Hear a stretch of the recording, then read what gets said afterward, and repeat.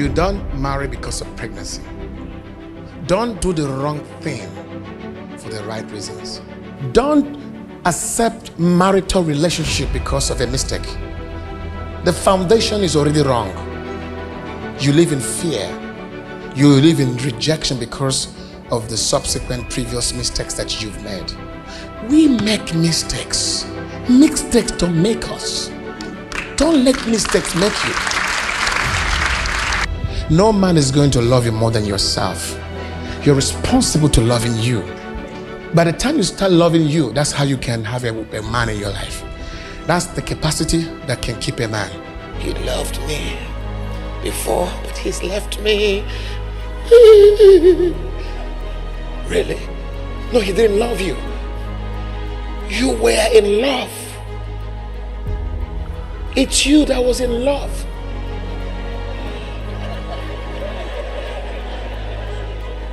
It's not him. Because if he was in love, he can't leave you. It was you. It was you. Fine, please, before you love, know if he loves you. Don't think that he feels the same way you feel about him. Because this your so-called love can be deceiving. When he looks at you, you think, oh, that's the lie. You see, he loves me. Look at his eyes looking at me. But the same guy has been looking at everybody. So why is it that it is when your eyes contact his eyes that you think that he loves you? How can you expect love from one that doesn't have love? You are the one that has love. So you're going to shine love into that man and plant the seed of love in him in order to reap the fruit of love. You cannot expect a man that is lost in gross darkness to love you. Because an average man wants to have sex. And once that sperm in him wants to come out, he becomes the best lover in the world. And once that devil called sperm comes out,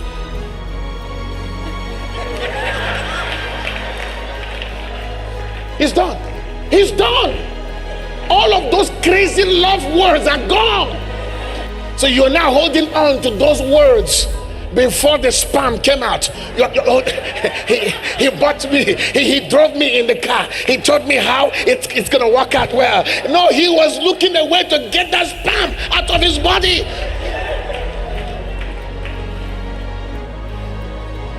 Here we go. You can't say this in church, but that's what is killing you every day.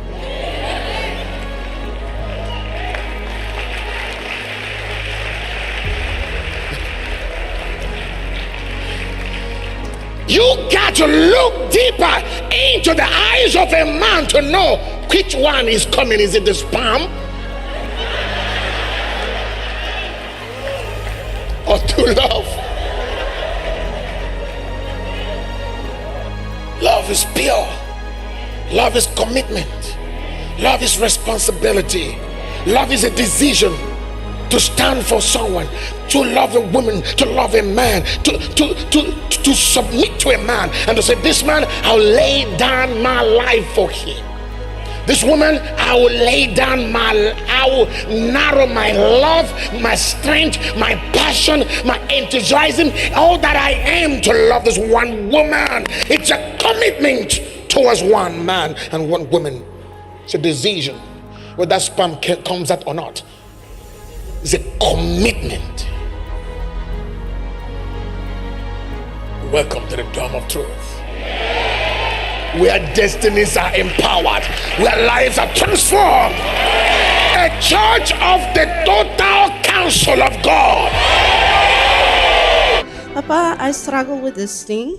I was married when I was 20, married for 4 years, divorced. I had a child in the marriage. He's disabled, he can't walk, he's now in a wheelchair, he's turning 21 this year. And I raised him myself. I have 2 children in the marriage, and after that 8 years I've been single. I decided, okay, I'm gonna go do something with my life. I went for a course, ECD. After that, I'm now a student teacher. So I find another boyfriend, have a child with him. He left me for someone else. And after 3 years, I met now this one. We were involved now for a year and 3 months. And I always ask him, please, please don't hurt me. I always ask him that. And that 1st of January, he came to me, he said, I have something to tell you. And he's like, I cheated on you. I say, okay. And I asked him, is it your ex-girlfriend? So he said yes. And he made her pregnant. And I was like broken. I forgave him. But now my thing is, will I ever get a husband who will help me, protect me? My children, I'm raising my 3 children alone. Even this one in the wheelchair. Their father, like Pastor said, we mustn't make bad things about their dads. But I didn't decide for them. They decide themselves that they don't want his dad in their life because I'm always there. And I was like broken when Pastor said, yes, when you're raising your children alone, they will come out like that and out like that. I feel a little defense because I'm raising my children alone. And my children, they're good children. So, Pastor, all I want to know is, can I take him back? Will he hurt me again? Or will I get a good husband sometime? Thank you for such a sincere question. It's a very heartfelt one. And I really pray for you. Are you a member? I'm started from January with Okay. my auntie. It stays next to me. Okay. You're very new, okay? Yes. I see, okay. I do not say that any child raised by a single parent is not a good child. I simply say that there are certain aspects of that child that will be underdeveloped. There are certain aspects of that child that would have needed the father. There are some voids that only the father can fill to balance the psychological, health of the child. I never say that. Most women are very brave in this country. I respect single mothers so much. I didn't want to talk deeply to hurt men or to hurt any side of the gender because I wanted to be balanced. But from my personal observation, most men, they're not committed to families. They don't commit to one woman. They just flirt around, drink, and pregnant women and have 20 girlfriends, messing up. Okay, so but that's not my concern. Okay, the women are brave. They're strong. They protect their children. They work hard.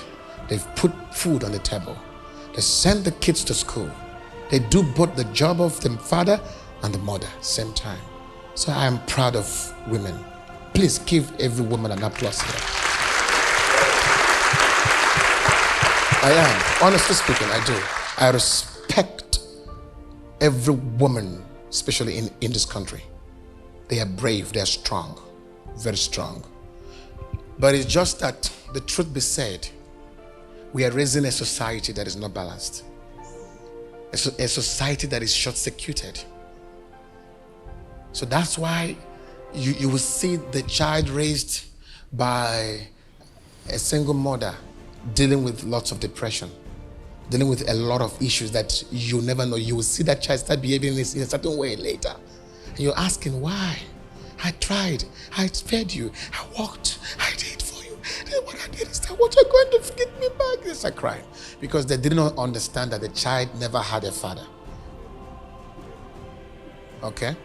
So it's important that we push now to correct this as quick as possible, so that the men that are listening to me will buckle up, will sit up and protect the family, okay, and raise a healthy family. Okay, but back to your question. Firstly, you made a terrible mistake. I don't know who your mother was or who your father was or what type of family that you were in that allowed you to be married at the age of 20. You were not ready for that. So I'm not sure if it's as a result of pregnancy. Okay, let me hear. Yeah? It's because of that, Pastor. No. You don't marry because of pregnancy. He says, these things have not been taught. Don't, let me get the right word. Don't do the wrong thing for the right reasons. Okay? Somewhere it seemed right. I can't have a child. I can't have a child out of wedlock. No, that's shameful. Sometimes we do the wrong things because we don't want to. We are more concerned about what people will say, what the society will say. Who cares? You must be brave. Don't accept marital relationship because of a mistake. The foundation is already wrong. Just like you saw how it ended. It was better you never went into that marriage, because it caused more harm than good in your in your emotions. It damaged something in you. Right now you are struggling with acceptance. You live in fear. You live in rejection because of the subsequent previous mistakes that you've made.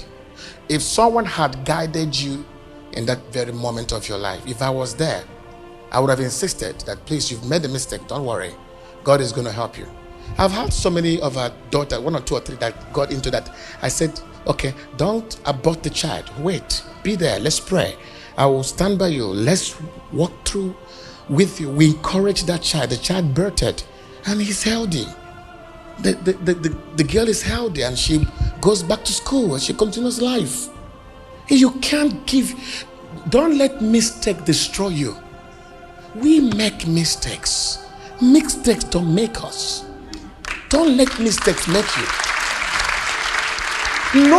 Nobody in this world can claim that he's never made any terrible mistakes. That when he remembers, he says, what a nonsense. What have I done? We all have made mistakes. Everybody has. But the intelligence is to make sure that you don't become a victim, a perpetual victim of the mistakes. You know what you do? Get out of it. Take off the mistake. Just take it off as a cloth. Take it off. This is the mistake. You take it off.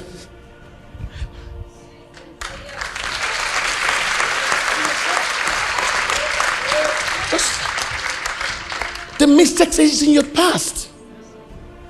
Don't live in it. Don't clothe yourself in it. Let me tell you, I don't care what this one has done. He's made his own genuine mistakes. Don't be afraid. Give him a chance. Thank you, Papa. Yeah, give him a chance. Give him a chance. It may look like what it was in the past, but he may not be the exact person. You must also understand that people might reflect things that look like what hurt you in the past, but they are not exactly that object that hurted you. They're not. It's something different. You've grown. You're better. You're more mature. You're no longer 20 years. You've gone through life. So you're stronger. So you can handle him better. Do you understand? So that you don't reject him. Oh, can I ever have a man that can love me? Yes. But sometimes, you must first begin to love yourself. Right now, what you need to do is to start discovering you. Start knowing you. Start loving you. Start protecting you.